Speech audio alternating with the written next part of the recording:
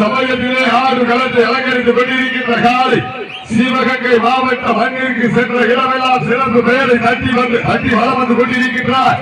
சிங்கப்புரருக்கு அருகாமையில் இருக்கின்ற மருதிப்பட்டி சரவணன் அவரது பொம்மன் காலை நீங்க துணிக்குடன் வளம் வந்து கொண்டிருக்கின்றது. அந்த காலை எப்படியும் அழைக்கிறது தீவிரமான ஒரே நோக்கத்தோடு வளம் வந்து கொண்டிருக்கின்ற வீரர்கள் சிவகங்கை மாவட்ட மண்ணிற்கு சொந்தக்காரர்கள் தான். சிவகங்கை மாவட்டம் திருப்பத்தூர் தாலுகா அச்சுக்கட்டு ஐயனார் வீரர்களுக்கு துணிக்குடன் வளம் வந்து கொண்டிருக்கின்றது. இந்த கடுமையான போராட்டத்தில் வெல்வது யார், வெல்ல போவது யார்?